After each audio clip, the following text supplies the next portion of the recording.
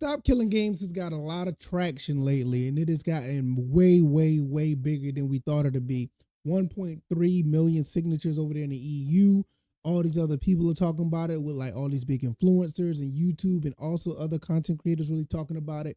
Now we're looking at a situation where an EU politician steps into the ring and actually endorses. He is subscribing. He is actually making a statement about what is going on with Stop Killing Games. We're going to talk about this. I'm going to give my thoughts and opinions on this, and we're just going to go from there. So if this is your first time here, welcome. I can be found on all the platforms that do gaming, like X, Twitch, Twitter. Twitter is X, but yeah, I am on Facebook, all that other good stuff. All the links are down in the description for there. I've also been going live. The last live stream we did was awesome. We played some Tomb Raider. We played Tomb Raider Definitive Edition. It was a really good live stream. Plan on going live on that as well.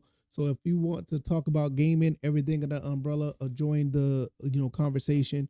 This is the channel that I am putting together. Hopefully you guys will enjoy the content. Also, the Stop Killing Games link is down in the description as well. And this is the reason why it's down in the description. Stuff like this. You look at what this politician said, and I'm going to have this link up in the description where you can actually read the article. I would have the article on the screen, but the article is absolutely riddled with ads. So I'm just going to read it. But Dextro is the outlet. The politician said, a game once sold belongs to the customer, not the company, a politician claimed. You can read the full statement here. Like I said, in the link on X, you can find it, but I'm going to read the link and read the article here. His name is Nicolae Stefanatu. I think I said that right. One of the sitting vice presidents of the European Parliament. He's one of the vice presidents of the European Parliament, so that's a big deal. Posted a call to action on Instagram urging Europeans to sign the Stop Killing Games petition. So this politician is actually getting the community, probably people who are not even into games. They're probably just actual, consumers. Everybody's a consumer to some extent. And they realize that this is a bad gaming practice. This is a bad consumer practice. So people that are non-gamers are hearing about this now because, they listen to the politicians or listen to what a politician has to say.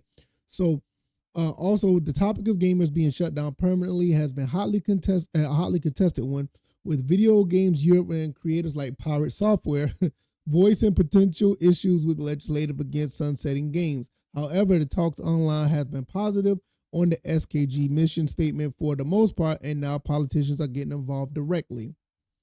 Nicola Stefanatu, a vice president of the European Parliament, hailing from Romania, is actively advocating for the movement on social media. And that, though, doesn't mean that the petition is guaranteed to make it in front of Parliament, but it does increase the chances of it happening. Now, it increases the chances of this happening maybe 10, 20, maybe 50-fold.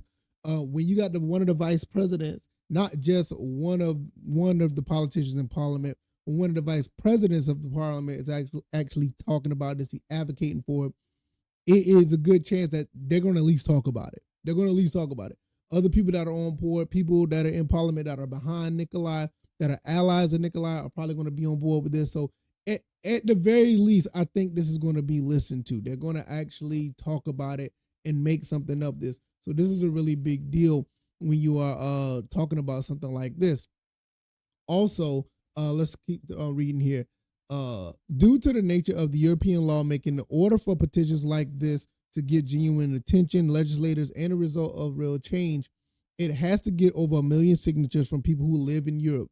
No amount of attention from the people outside of Union will affect it. That's why I was like, even though I have the link down in the description, only people in Europe should need to be signing this. People like me in America, people like, people that are outside of the Europe territories, they can't sign it. Even if they did, it would do no good.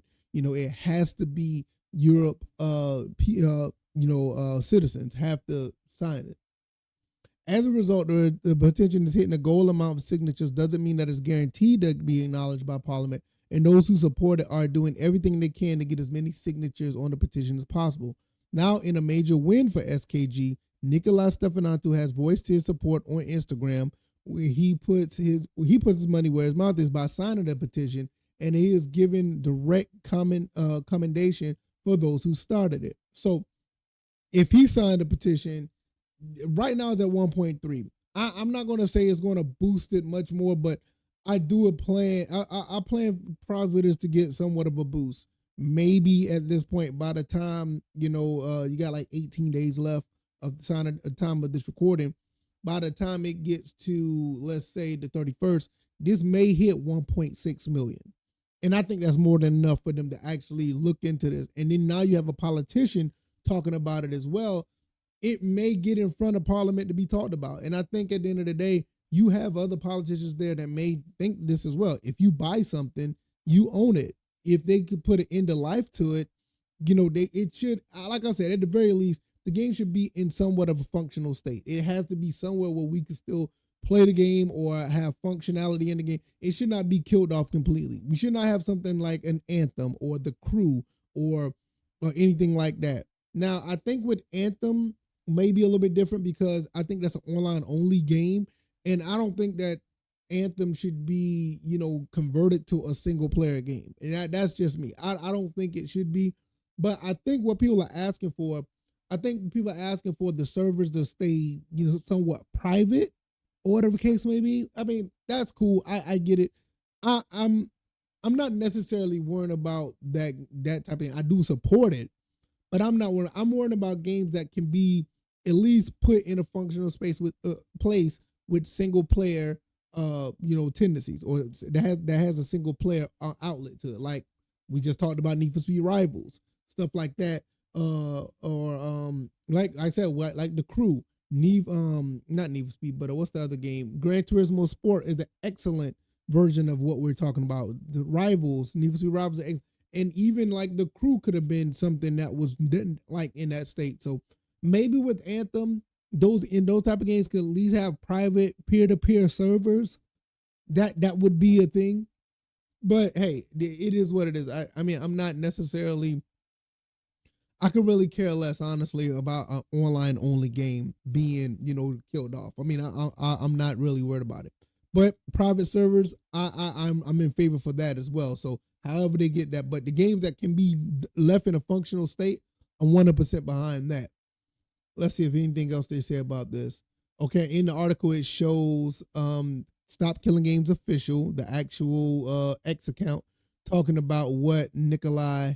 Is his name is Nicholas? I think his name is Nicholas.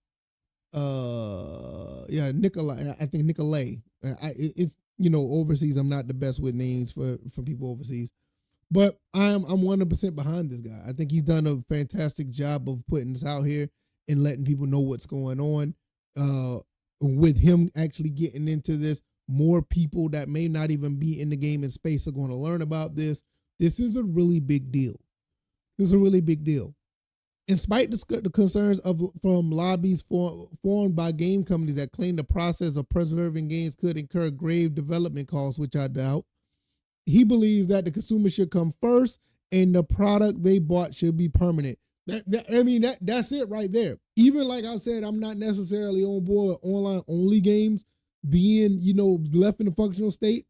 But if a lot of people are asking for it, if enough people ask for it, they should try to make some type of way to make that happen. So yeah, he believes that the customer comes first. I believe that 100%. A lot of these gaming companies don't think that anymore. They don't really look at us as customers. They look at us as money, money bags. And that's all they think about is money. They don't care about if we're satisfied. They just want the money. That's it. However, it's worth noting that the support doesn't mean any legislature is guaranteed. The road to regulation is a long one, but it's a big step in the right direction. And I understand this paragraph at the end right here, or this, I don't know if this is the end, but this about this paragraph right here. This paragraph is basically saying like, look, it's not guaranteed, which is absolutely true. It's not guaranteed. But what I will say to that is you got to take the steps to make things happen. You have to take the steps. It is what it is. You got to make it happen. So just because you want to keep saying that it's a long road, you shouldn't get discouraged. Nobody should get discouraged. Keep doing what you're doing out there in the EU. And I'm going to do my part here in the States, just like I think everybody else who's trying as well. Keep pushing. Let's see. I think that is the last one. It is the last paragraph for that. But yeah, I I think that something's going to change.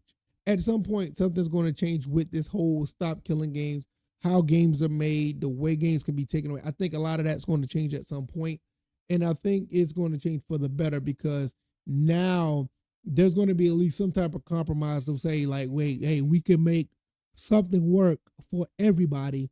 I don't know if it's going to be complete. We're going to get everything that we want as gamers, but there's going to be some change at this point, I believe. So shout out to Dextro. They put this article out. Shout out to Nicolay Stefanu. I think I said Fontu.